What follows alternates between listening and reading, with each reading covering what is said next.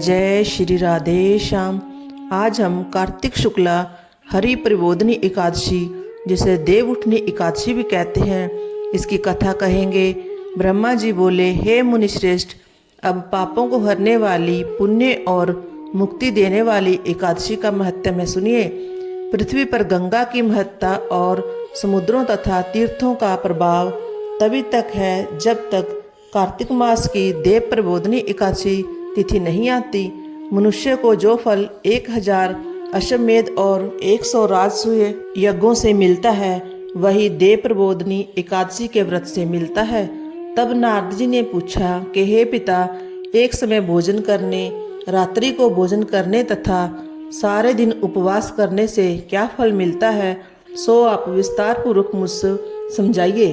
ब्रह्मा जी बोले कि हे पुत्र, एक बार भोजन करने से 1 जन्म और रात्रि को भोजन करने से 2 जन्म तथा पूरा दिन उपवास करने से 7 जन्मों के पाप नष्ट होते हैं। जो वस्तु त्रिलोकी में ना मिल सके और दिखाई ना दे सके, वह हरि प्रबोधनी एकादशी से प्राप्त हो सकती है। मेरु और मंदराचल के समान भारी पाप भी नष्ट हो जाते हैं तथा अनेक जन्म से किए हुए पाप समूह क्षण में भस्म हो जाते हैं। जैसे रूई के बड़े भारी ढेर को अग्नि की छोटी सी चिंगारी भस्म कर देती है, वैसे ही विधि पूर्वक थोड़ा सा पुण्य कर्म अनंत फल देता है। परंतु विधि रहित चाहे अधिक किया जाए तो भी उसका फल नहीं मिलता।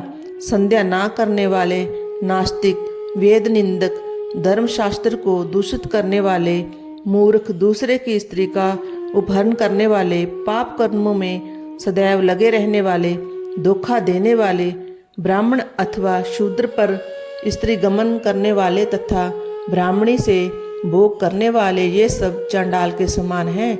जो विधवा अथवा सधवा ब्राह्मणी से भोग करते हैं, वे अपने कुल को नष्ट कर देते हैं, पर स्त्रीगामी के संतान नहीं होती और उसके पूर्व जन्म के संचित सब अच्छे कर्म नष्ट हो जाते हैं।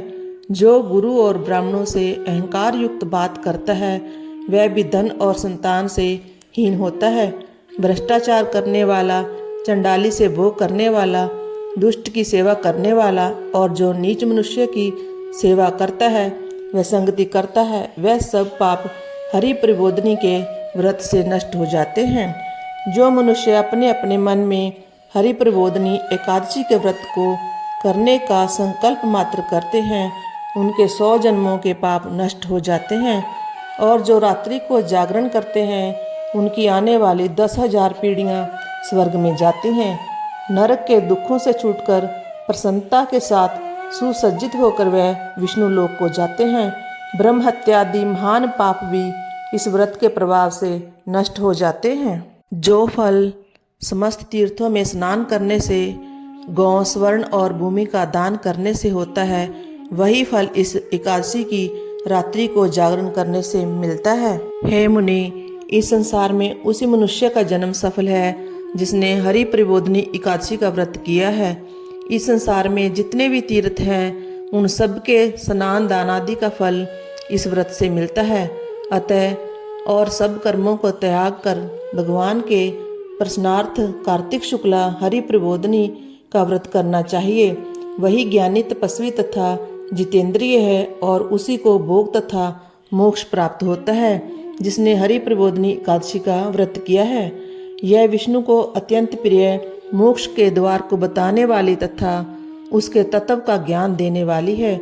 जिसने एक बार भी इसका व्रत किया, वह मोक्ष का अधिकारी हो जाता है। मन, क्रम, वचन तीनों प्रकार के पाप इस रात्रि को केवल जागरण करने से नष्ट हो जाते हैं।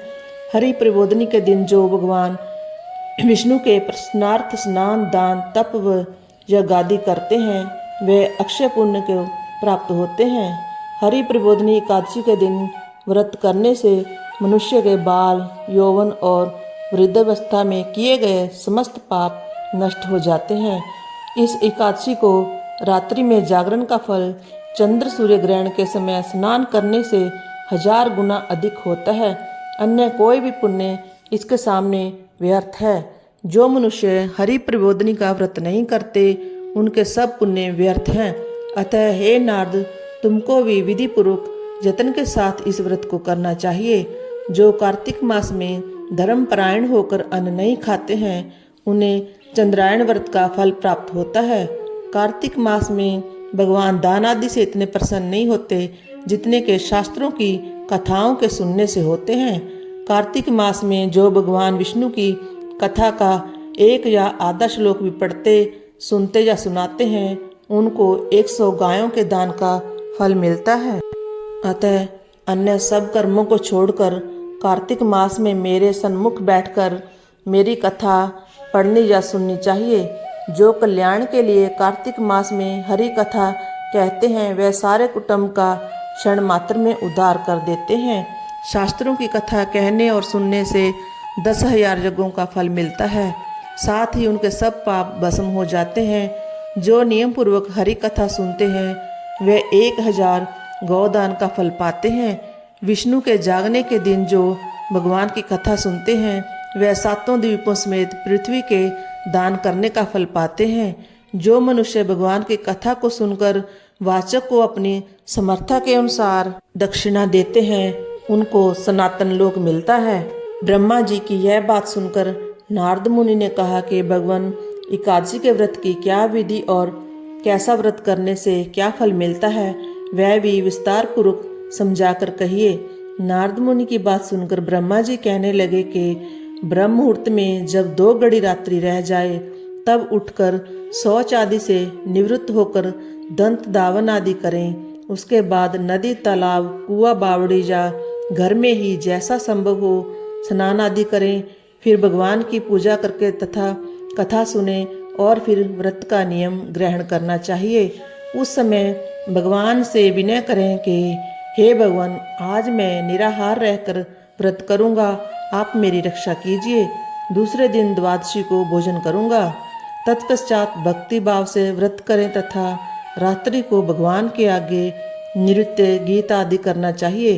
प्रबोधनी एकादशी को कृपणता को त्याग कर बहुत से पुष्प, फल, अगर धूप आदि से भगवान को अर्घ्य देवें। इसका समस्त तीर्थों से करोड़ गुना फल होता है।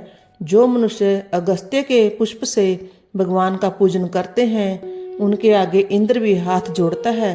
तपस्या करके संतुष्ट होने पर हरि भगवान को जो नहीं करते वह अगस्त्य के पुष्पों से भगवान को अलंकृत करने से करते हैं। जो कार्तिक मास में बेलपत्र से भगवान की पूजा करते हैं वह मुक्ति को प्राप्त होते हैं। कार्तिक मास में जो तुलसी से भगवान का पूजन करते हैं उनके 10,000 जन्मों के पाप नष्ट हो जाते हैं। तुलसी दर्शन करने, स्पर्श करने, कथा कहने, नमस्कार करने, स्तुति करने, तुलसी रोपण, जल से सींचने और प्रतिदिन पूजन सेवा आदि करने से 1000 करोड़ युग पर्यंत विष्णु लोक में निवास करते हैं।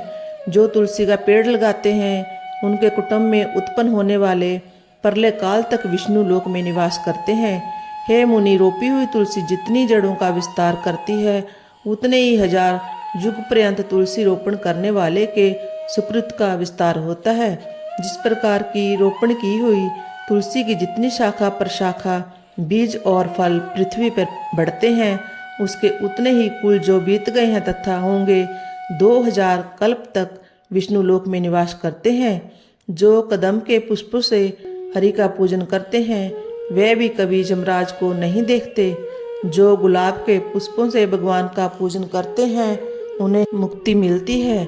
जो वकुल और अशोक के फूलों से भगवान का पूजन करते हैं वे सूर्य चंद्रमा के रहने तक किसी प्रकार का शोक नहीं पाते। जो मनुष्य सफ़ेद या लाल कनेर के फूलों से भगवान का पूजन करते हैं उन पर भगवान अत्यंत प्रसन्न रहते हैं। और जो भगवान पर आम की मंजरी चढ़ाते हैं वे करोड़ों गायों के दान का फल पाते हैं। जो दूब के अंकुरों से भगवान की पूजा करते हैं वे 100 गुना पूजा का फल पाते हैं। जो शमी के पत्र से भगवान की पूजा करते हैं उनको महाघोर यमराज के मार्ग का भय नहीं रहता।